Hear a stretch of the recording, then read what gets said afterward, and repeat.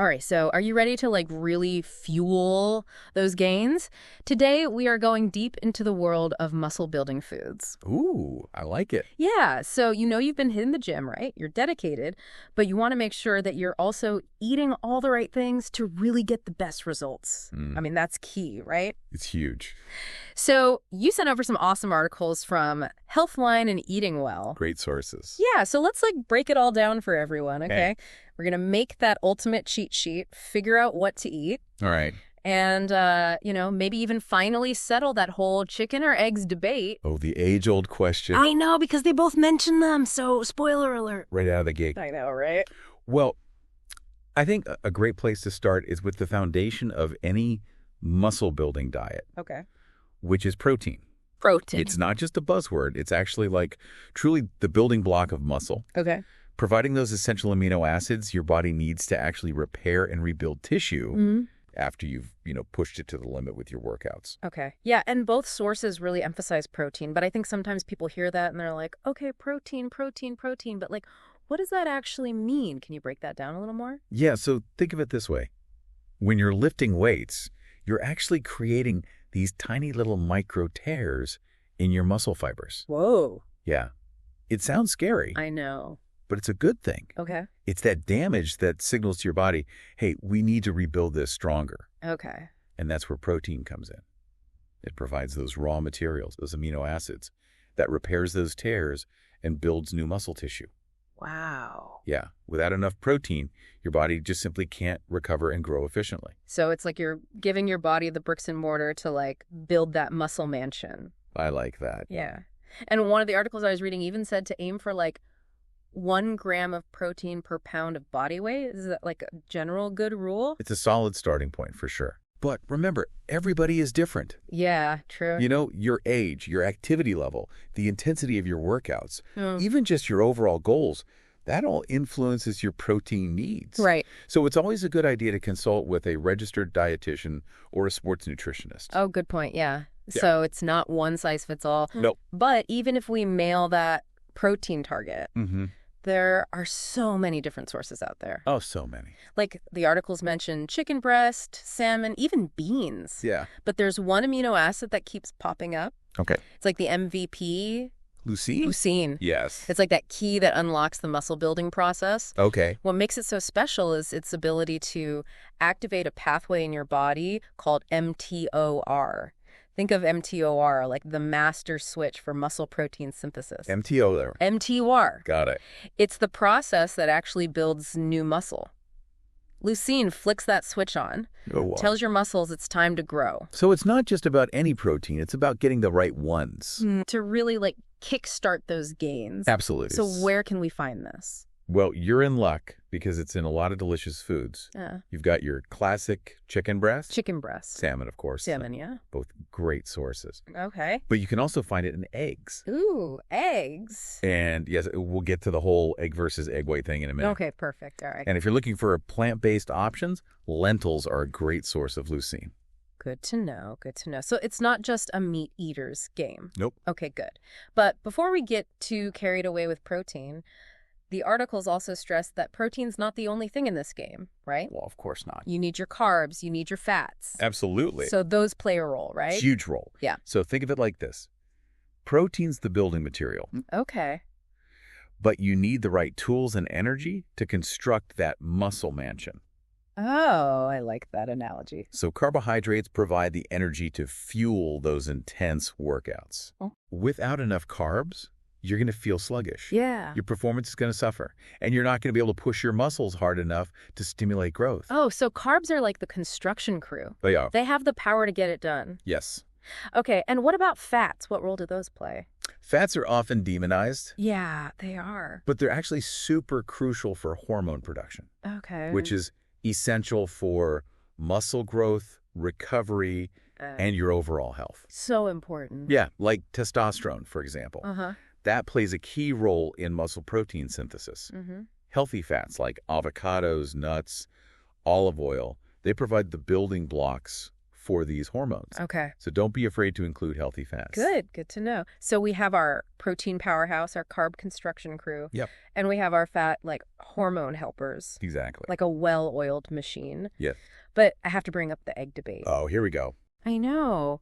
One of the articles had some really interesting research comparing whole eggs to egg whites for muscle building. Fascinating. Yeah. What's so fascinating about this study is that even when the protein content was matched between the whole egg and the egg white, the whole egg group had greater gains in muscle mass. Really? Yeah, so it seems like there's something more going on than just the protein content. So, like, what is the secret in the yolk? Are we missing out by just doing egg whites? That's what researchers are trying to figure out. Okay. It could be the cholesterol in the yolk, which, contrary to popular belief, isn't necessarily a villain. Right. It's actually a precursor to testosterone and other vital hormones. Mm-hmm. Or it could be the combo of nutrients in the yolk working together to enhance that protein's muscle-building effect. Wow.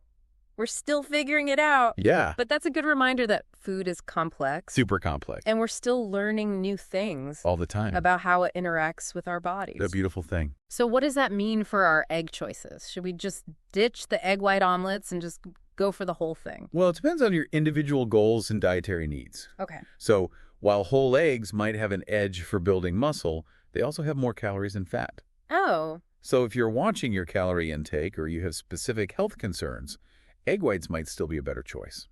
So it just depends. You got to consider the big picture. Absolutely, yeah. Okay. And that makes me think about something else. While animal-based proteins, like our eggs and our chicken, are great sources of muscle-building nutrients, what about people who are more plant-based? Like, can they still build muscle if they're vegan or vegetarian? Yeah, it's a great question. And one of the articles had a whole section on plant-based options, which is awesome. Yeah. But I guess the question is, are they really as effective? That's a very valid concern. Yeah. And it's true that plant-based protein sometimes has lower digestibility Okay. and might not contain all the essential amino acids in the same quantities. Right. But don't worry, building muscle on a plant-based diet is totally possible. Okay, good. Yeah. So how do we make that work? Come down to two things. Eating enough protein overall Okay. and strategically combining different plant-based sources Okay. to make sure you're getting all 9 essential amino acids. Ooh, the essential 9. That's right. Okay, can you give me some examples of those combos? Sure. So combining beans and rice, Okay. lentils with quinoa, Quinoa. even hummus with whole wheat pita bread. Oh, that's a good snack. Yeah, that creates complete protein profiles, similar to what you'd find in animal products. Wow. And don't forget about tofu and tempeh. Okay. Those are both excellent sources of plant-based protein. So good news for everyone. Sure. No matter your diet, you can still, like, get those gains. Absolutely. But let's shift gears a bit and talk about timing, because a couple of the articles really highlight the importance of pre- and post-workout nutrition. Is that, like, something we should really be paying attention to? Absolutely. Yeah. Think of your workouts like a demanding construction project. Okay. You need to fuel your body properly, before and after, to make sure everything is running smoothly and efficiently. Okay, so let's break it down. Pre-workout first. What is the goal, and what should we be eating? Think of it like fueling your car before a road trip. All right. You want to top off those energy stores to prevent your muscles from breaking down during your workout Yeah. and provide those amino acids they need to start repairing as soon as you finish lifting. Okay. So what are some good pre-workout snacks that you recommend? Well, a classic combo is oatmeal with a scoop of whey protein and some berries. Oh, that's good. That oatmeal provides slow digesting carbs for sustained energy. Okay. The whey protein delivers those amino acids. Right. And berries add antioxidants and flavor. That sounds good. What if you're not an oatmeal fan? Another great option is Greek yogurt with a handful of nuts and a piece of fruit. Oh, that's good too. The yogurt offers protein and probiotics for gut health. The nuts have healthy fats and protein, and the fruit provides natural sugars and vitamins. Okay. Plus, it's super portable. You can take it with you. Good for on the go. Okay, so pre-workout's sorted. Now let's fast forward to the post-workout window. Okay. The articles mentioned something about a golden hour for protein after a workout. Is that really a thing? It's not like a magic hour, Oh, okay. but there's some truth to it. All right. Your muscles are like sponges after a tough workout, Oh, interesting. ready to soak up nutrients, Okay. to repair and rebuild. Got it. So taking advantage of this window can enhance muscle recovery and growth. So what's the ideal strategy to maximize those post-workout gains? What should we be eating and how soon after? Ideally, aim to consume a protein-rich meal or snack within 1 to 2 hours after your workout. And the exact amount of protein you need will vary, but a good rule of thumb is to aim for 20 to 40 grams of high-quality protein. So that classic protein shake, good choice. Yeah, whey protein is a fantastic option because it's quickly digested and absorbed, Yeah, okay. providing those amino acids to your muscles rapidly. But again, it doesn't have to be a shake. Okay. A meal with lean protein, like chicken or fish, paired with some complex carbs like brown rice or quinoa works great too. Okay, great. I am feeling so pumped about all this info, Yeah. but I know what you're thinking. Give me the list of foods. What are the top foods we need to add to our shopping list? Let's create that cheat sheet. Okay, let's do it. We have to start with salmon, packed with protein, those amazing omega-3 fatty acids, incredibly delicious. Delicious. Okay, what else? Then there's chicken breast. Classic. Classic for a reason. Mm. Lean, versatile, excellent source of protein. What about Greek yogurt? And we can't forget Greek yogurt, high in protein, contains probiotics for gut health. You can enjoy that so many different ways. Yes. Keep them coming. I'm taking notes. All right, how about some plant-based powerhouses? Yes, let's do it. Quinoa, complete protein, meaning it contains all 9 essential amino acids. Plus, it's packed with fiber and other nutrients. Amazing. And don't forget about lean beef. It's a fantastic source of protein, iron, and creatine, which can help boost muscle growth. And for on-the-go snacks, nuts and beans are your best friends. They offer a great combo of protein, healthy fats, and fiber to keep you full and satisfied. This is great. My fridge is going to be stocked with all these muscle-building superstars. Yeah. And remember, the articles provide even more detailed lists of muscle-building foods, including specific recommendations for different dietary needs and preferences. So definitely check those out. This is so helpful. I'm feeling stronger already just thinking about these foods. But before we move on to part 2 of this epic deep dive, I want to make sure we're not just focused on what we eat, but how we prepare it. Does cooking method really matter when it comes to, maximizing muscle building potential? That is an excellent question. Well, And you're right, cooking methods can play a really surprising role in preserving or diminishing the nutritional value of those muscle-building superstars we've been talking about. okay, I'm intrigued. Let's dive into that culinary side of things in part 2 of our deep dive. We'll be back soon to uncover even more muscle-building secrets. Hashtag TTS, the deep dive episode 2024-1026, part 2 of 3. Welcome back to the deep dive. Yeah. We are so ready to uncover all the culinary secrets behind maximizing those muscle building gains. Yeah. And right before the break, we were talking about how cooking methods can really impact the nutritional value of our food. Absolutely. I'm super curious to hear more about that. So it's true. The way we cook our food can really affect how our bodies absorb and utilize those precious muscle-building nutrients. Oh, wow. Some cooking methods can diminish the content and some can enhance it. Okay, so let's start with what we should avoid. It's Okay. are there any cooking methods that muscle building enthusiasts should just steer clear of? Well, let's talk about high-heat cooking methods, like grilling and frying. Okay. While they can create those crispy textures and flavors we all love, Oh, yeah. they can sometimes form potentially harmful compounds. Hold up. Harmful compounds. What are we talking about here? When you're cooking meat at high temperatures Okay. for long periods of time, Okay. we're talking about things like heterocyclic amines or HCAs HCA? and advanced glycation end products, Yeah. also known as AGs. AGZs. They form when muscle meats like beef, poultry, and fish are cooked at high temps, especially above 300 degrees Fahrenheit. Okay. So are those HCAs and AGs really something to be concerned about? More research is needed to really fully understand their long-term impacts on health and muscle building. Okay. Some studies suggest they may be linked to an increased risk of certain diseases. Got it. So it's just generally a good idea to moderate our intake. So, no more BBQs, no more sizzling steaks or juicy burgers. Not necessarily. We can still enjoy those flavorful grilled dishes. Okay. The key is to use lower temperatures, shorter cooking times, and a little culinary strategy. Give us the inside scoop. Okay. How can we make grilling healthier and muscle-building friendly? Marinades are your secret weapon. Not only do they add flavor, but certain marinades, especially those with acidic ingredients like lemon juice or vinegar, can help reduce the formation of those potentially harmful compounds. Oh, so it's like a flavor shield, protecting our muscles and our taste buds. Exactly. I love it. But what about people who prefer a less flame-forward approach. What are some healthier cooking methods that, like, reign supreme in the muscle-building kitchen? Oh, there are tons. Baking, roasting, and steaming are excellent choices Okay. because they use gentle, moist heat to cook food evenly Okay. without those excessive temperatures. Okay. They're perfect for those muscle-building staples like chicken, fish, and vegetables. I love a good sheet pan meal. Oh, me too. You throw your chicken, your veggies, some olive oil, you pop in the oven, boom, dinner is served. So easy. And it's healthy. And healthy. It's like a meal prepper's dream. That's a great way to incorporate lean proteins, complex carbs, and healthy fats. Mm-hmm. And the possibilities, flavor combinations are just endless. Okay.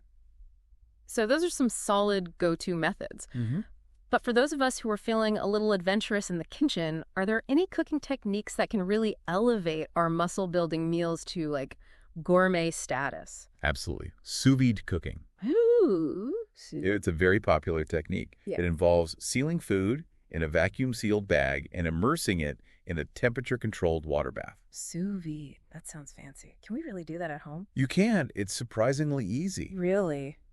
And the results are incredible. You get perfectly cooked, incredibly tender and flavorful, evenly cooked dishes. Wow. It's especially great for lean proteins like chicken breast and fish because it keeps them from drying out. I'm adding sous vide to my culinary bucket list. You should. But before we all run out to buy immersion circulators, what about those who prefer a more plant-based approach? Yeah. Are there any special cooking considerations for those plant-based proteins? For plant-based proteins like beans, lentils, and tofu, it's super important to cook them thoroughly Okay. to improve digestibility Okay. and unlock their full nutritional potential.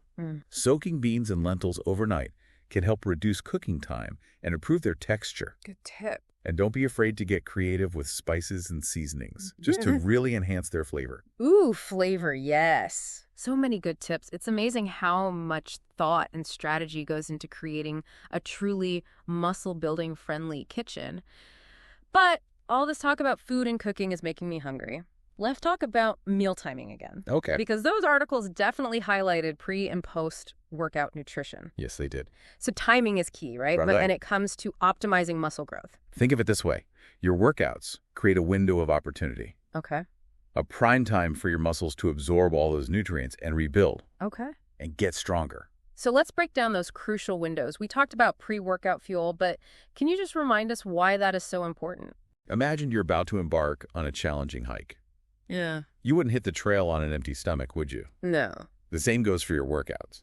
You need to provide your muscles with the energy to perform at their best and prevent them from breaking down. Okay. So what are your go-to pre-workout recommendations? Something that's like quick and easy and fuels the muscles well. One of my favorites is Greek yogurt with a handful of almonds or a banana. Oh, that's good. Yeah. The Greek yogurt delivers a quick hit of protein.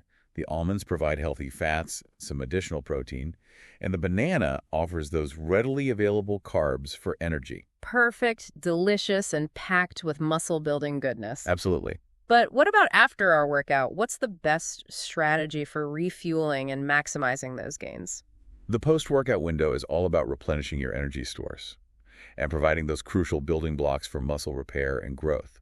So, aim to have a protein-rich meal or snack within 1 to 2 hours after your workout. So protein shakes, good option there. Yes. Whey protein shakes are a fantastic choice because they're rapidly absorbed, delivering those essential amino acids to your muscles quickly. But if you prefer whole foods, a meal with grilled chicken or fish, brown rice, and a colorful salad is a delicious and nutritious option. Okay. It's really up to you. This all makes me realize that meal prepping is going to be key for staying on track, especially when life gets busy. You're absolutely right. Meal prepping is a game changer for anyone looking to optimize their nutrition, especially if you're serious about building muscle. Right. It takes the guesswork out of what you're eating. It ensures that you have healthy meals and snacks readily available. And it helps you avoid those tempting, less than ideal food choices when you're hungry and pressed for time. It sounds good in theory, but meal prepping can feel a little daunting sometimes. Yeah, Any tips to make the process easier and more enjoyable? sure.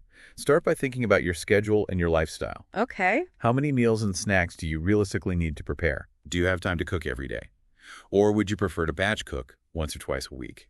I am definitely a batch cooking kind of person. The less time in the kitchen during the week, the better. I hear you. Once you have a general idea of how much you need to prepare, it's time to plan out your meals and snacks. Okay. Think about those muscle-building food lists we discussed earlier. Okay. Choose a variety of protein sources, complex carbohydrates, healthy fats.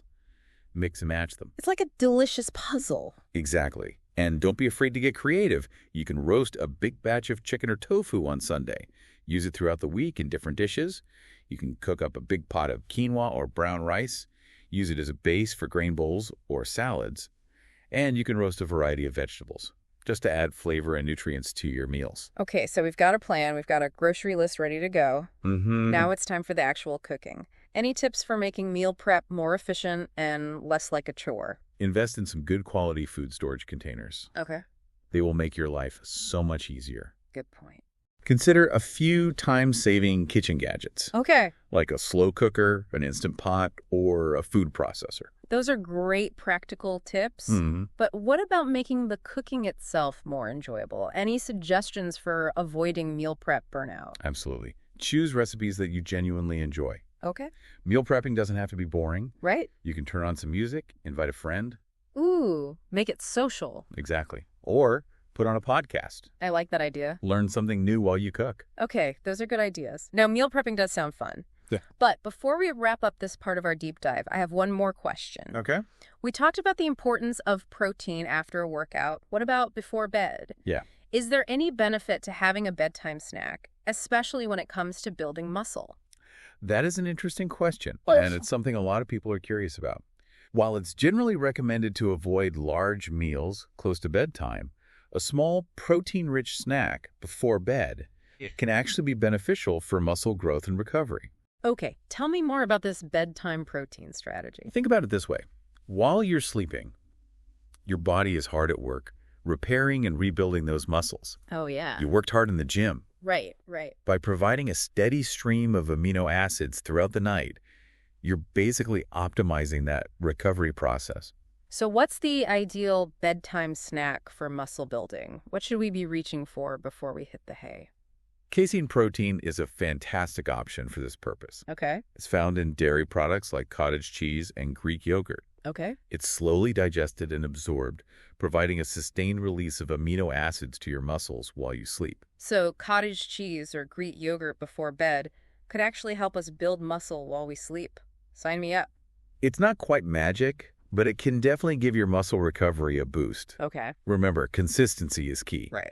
By incorporating these timing strategies into your daily routine, you'll be giving your muscles the support they need to grow and recover optimally. This has been incredible. We've uncovered so many amazing insights about the power of food to fuel those muscle-building dreams. Yes. But before we head into the final part of our episode, any final words of wisdom for our listeners on this journey? Absolutely. Remember, building muscle is a holistic process. Okay. It involves paying attention to all aspects of your well-being. So it's not just food and exercise. It's like taking care of our bodies and minds Yes, as a whole. Make sure you're getting enough sleep, Okay. managing stress effectively, and staying hydrated. Great advice. And with that, we're ready to dive into the final part of our episode, where we'll explore some additional strategies for maximizing muscle growth and recovery. Stay tuned. Hashtag TTS, the Deep Dive, episode 2024-1026, part 3 of 3. Welcome back to the Deep Dive. We have covered so much ground, it's amazing. I know. Protein, carbs, fats, timing, cooking methods. We really have. It's like we're building a muscle-building blueprint right here. I love it. But, there's always more to learn, right? Of course. So what other strategies can we use to, really maximize that muscle growth and recovery? You're right. There's always more to explore on the journey to building strong, healthy muscles. Mm-hmm. And while we've focused a lot on the nutrition side of things, we can't forget about the other crucial piece of the puzzle. Okay. Training. Back to the gym. Back to the gym. But we're not just talking about hitting the weights and, hoping for the best. No, There's a science to training for muscle growth, isn't there? there is. And one of the key principles is progressive overload. It sounds fancy, but it's pretty simple. You need to constantly challenge your muscles to stimulate growth. Okay. If you keep doing the same workouts with the same weights, your body adapts and your gains will plateau. So we need to keep our muscles guessing. That's right. But how do we do that? What are some ways to keep pushing those boundaries? There are a few strategies you can use. You can increase the weight that you're lifting. You can increase the number of reps you're doing or the number of sets you're doing. Right. You can even change up your exercises. Oh, okay. Try new training techniques. Okay. Even shorten your rest periods between sets. Okay. The key is to find ways to make your workouts progressively more challenging over time. So it's not just about going heavy, it's also about challenging your muscles in new and different ways. Exactly. And I imagine proper form is crucial here too. It is, There's absolutely. no point in lifting heavy if we're not doing it right. Proper form is essential, not only for maximizing muscle activation, Okay. but for preventing injuries. So important. If you're unsure about proper technique, it's always best to consult with a certified personal trainer or a qualified fitness professional. Yeah, good point. No shame in seeking expert guidance, Not at all. especially when it comes to our health and well-being. But even with the perfect training plan, I feel like rest and recovery are just as important as the workouts themselves. You're absolutely right. Your muscles don't actually grow during your workouts. Oh. They grow during the recovery period. Oh. So when you work out, you create those tiny tears in the muscle fibers. And it's during rest that those fibers repair and rebuild stronger. Rest days are just as important as gym days. Exactly. But what does effective rest and recovery actually look like? Is it just like lounging on the couch all day? I mean, that can be part of it, but getting enough sleep is crucial. Okay. Aim for 7-9 hours of quality sleep each night. Oh, so important. During sleep, your body releases growth hormone, which is essential for muscle repair and growth. And don't underestimate the power of active recovery. Active recovery. I thought rest meant resting. Active recovery simply means engaging in light activities that promote blood flow Okay. and help your muscles recover. Got it. Think gentle walks, Okay. swimming, yoga, foam rolling. Okay. These can help reduce muscle soreness, improve flexibility, and enhance overall recovery. So we're not talking about hitting the gym hard on rest days. It's more like gentle movement to help the muscles recover. Okay. What about other recovery strategies? Is there anything else we can do to support our bodies in this process? Hydration is crucial. So important, yeah. Make sure you are drinking plenty of water throughout the day, Water, water, water. especially after those workouts. Water helps transport nutrients to your muscles, flushes out waste products, and keeps everything functioning optimally. I imagine stress management is important too. Absolutely. Yeah. Chronic stress can hinder muscle growth. Really? When you're stressed, your body releases cortisol. Okay. That's a hormone that can break down muscle tissue. Oh, no. So finding healthy ways to manage stress, like meditation, spending time in nature, Oh, I like that. even engaging in hobbies that you enjoy can make a big difference in your muscle building journey. That is such fantastic advice. It's really inspiring to see how all these different elements work together to create that muscle building environment. I know, it's pretty cool. Nutrition, the training, the rest, even managing our stress. Absolutely. It's about taking a holistic approach and understanding that building muscle is a journey. A journey, not a destination. It requires patience, consistency, and a willingness to listen to your body. And a sense of adventure in the kitchen. Yes. We have uncovered so many delicious and creative ways to fuel those muscles with real whole foods. It's been fun. Any final words of wisdom for our listeners? Enjoy the process. Okay. Experiment with different foods, recipes, training techniques. Don't be afraid to try new things. Challenge yourself and celebrate those small victories along the way. Love it. This has been an incredible deep dive. I'm feeling so inspired. Thank you for sharing your expertise. You've really helped us unlock the secrets of muscle building. It's been my pleasure. And remember, building muscle is a journey, not a sprint. So keep learning, keep experimenting, and keep those muscles fueled and those minds engaged. And with that, we've reached the end of our deep dive into the world of muscle-building foods. We hope you've enjoyed this epic adventure as much as we have. Until next time, keep those muscles strong and those culinary fires burning.